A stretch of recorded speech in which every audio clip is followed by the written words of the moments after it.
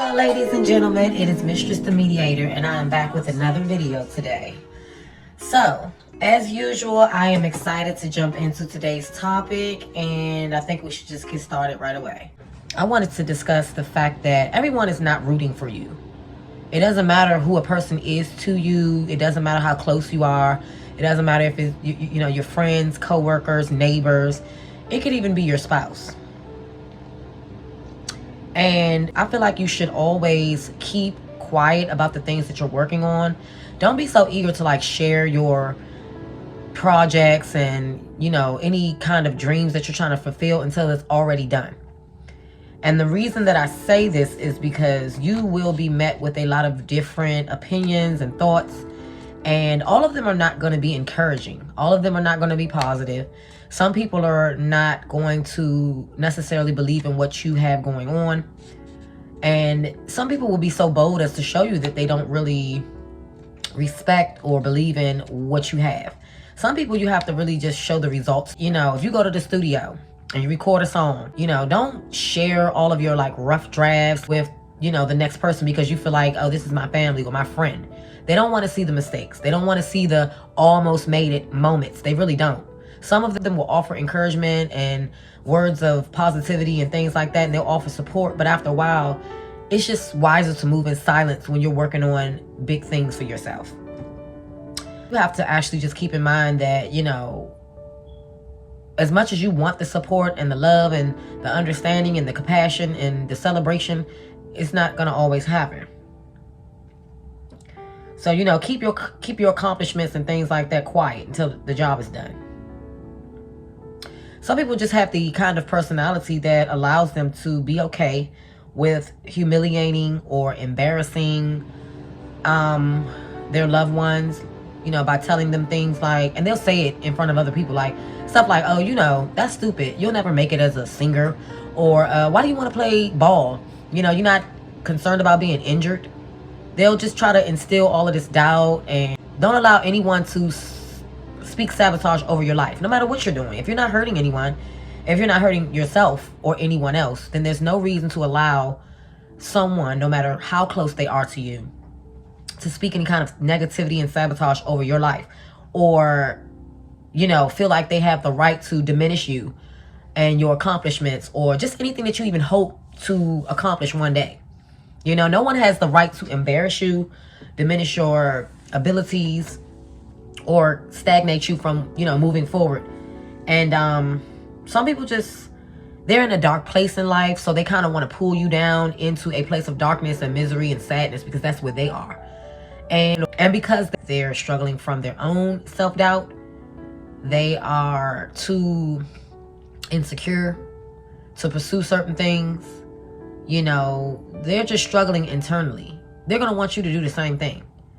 You know, they have their moments of self-doubt and stagnation, and misery really does love company. So you'll find these people trying to tell you you can't do something because they're not bold enough to do something. Another thing is, you know, some people want to see you do well, but they don't want to see you do better than them. And they'll try to do anything to humble you. Like, you know, who do you think you are?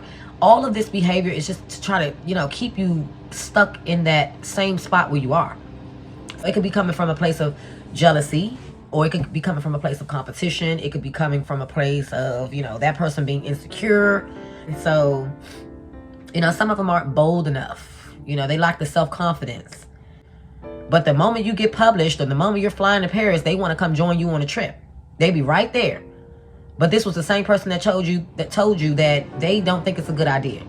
I know this girl that went to school, and her boyfriend came to the school 1 year later. Okay, they started junior high school, and the boyfriend that she had came to the school the following year in September. And one girl from her class had caught wind that this was her boyfriend. So she comes up to her and she's like, well, is, you know, such and such your boyfriend? So the girl is like, yes. So the first thing the other girl says is, oh, he's ugly. And the other girl says, well, good, you know, more for me. And about 2 or 3 maybe weeks to a month later, all of a sudden the boy is breaking up with girl A, and now the boy is in a relationship with the other girl. Okay, This is a prime example of someone trying to discourage you from doing something because they don't want you to have something that they actually want. And this kind of diminishment, you know, can come in so many different forms. You know, it's not always negative words. It's not always discouragement. It's not always a person telling you downright you can't do it. Sometimes it can come in the form of someone appearing to be cheering you on and be happy for you. And I had a situation where I was throwing a big birthday bash for myself. One of my friends that, you know, she would throw these events and stuff for herself, and anybody who was anybody, you know, she would just make it like, oh, you know, I'm the best. You better be at my party. She was one of those. All this fake VIP. And one year I threw a party. I had a theme and everything, and I called and I sent out, you know, the invitation and everything. It was a 2-day event. I sent the invitation out. I got a text message saying that she was going to be there, and she never came. She had 2 days to arrive. She never came. And it wasn't out of town. It was right down the street. And I get a phone call a few months later, and she's now inviting me to her party, and the party is the same thing. I don't think so. And then when you bring this kind of stuff to people's attention, then they want to look shocked and appalled. It's like, are you not seeing what you're doing? Didn't think enough of myself, obviously, at that moment in time. I'm glad I'm not there anymore. But I didn't think enough of myself, and I thought, enough of you.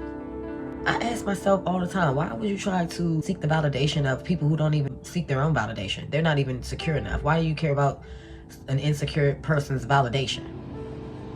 So anyway, I would break my neck, car or no car, I would figure out how to get to this girl's birthday parties and all of her other big celebrations, you know, or anything. I would just come and be supportive.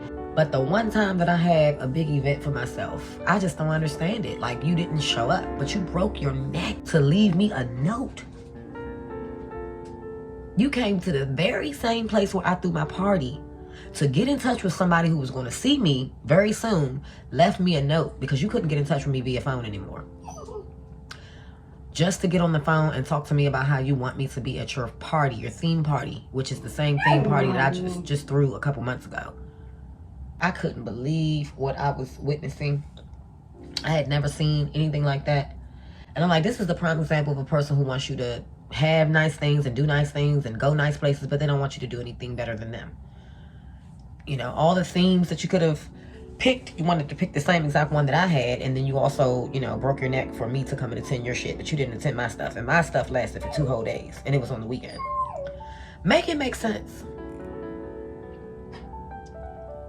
So you have to be careful about who you have in your circle that you think is rooting for you. And the message was clear. You know, your party, your event, and you are not as important as what I have going on in a couple months. I don't have time for that. I'm a grown woman. So since you can't show up for me, I don't want to deal with you. You can have a sibling, an older sibling, that's not doing all that great in class, in school. And the younger sibling comes bursting through the door to share her good news, how she got an award or she passed and got a good grade. And, you know, you get that disrespectful comment or that negative comment from the older sibling, calling you a name or saying something, you know, out of just hatred. And they might be jealous and they might just be, you know, in a negative place in life. And they don't care to celebrate your victory. That's just how some people are. A lot of people cannot place themselves outside of what they're going through at that moment and show up for another person in a positive way. A lot of times misery loves company. You know, they're in a dark hole. They want to pull you right down in that dark hole. Okay, so it's now 2 miserable people who might be going through 2 totally different things, but you're still in the same place. A dark hole.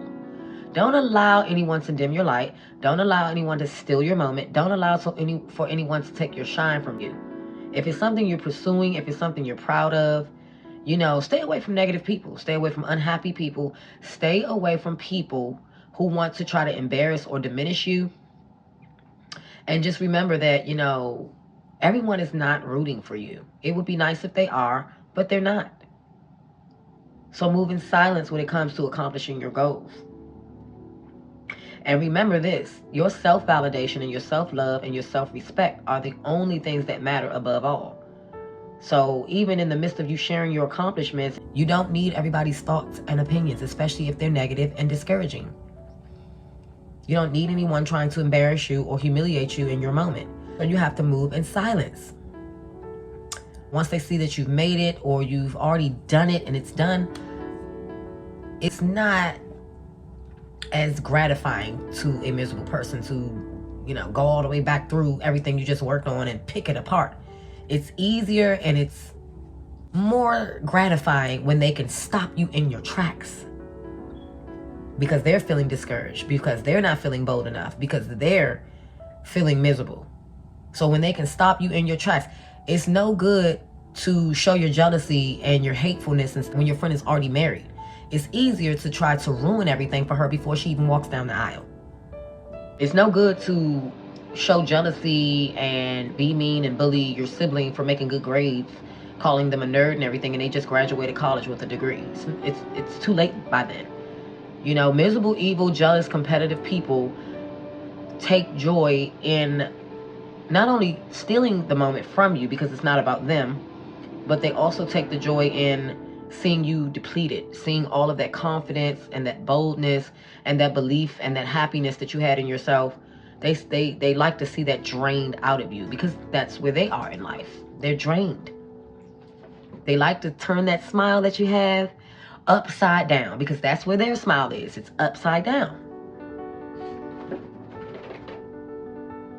So if you ever wondering about, you know, all of those people that look like they're, even the people that look like they're in your corner, you know, they smiling and they all encouraging and stuff, and then you find out right behind your back, everybody's getting together to say how you're going to fall flat on your face.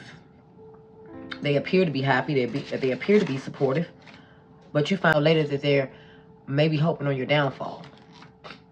And just remember that most of it is projection. Most of it is just because they don't feel like, you know, they're in that space right now. And some people have to have everything about them. So they're okay with stealing your moment, or they're stopping you from having your moment. They're okay with you being humbled or instilling self-doubt. They're okay with that. And I look at it as, you know, don't take it personal. Keep moving forward and keep those people out of your business. Just block out their opinions and all that stuff, because it really doesn't matter. They're not helping you accomplish the goal. Their opinions don't matter. Very small. And that's pretty much all I wanted to say today. And remember to respect yourself, love yourself. I'll see you in the next video.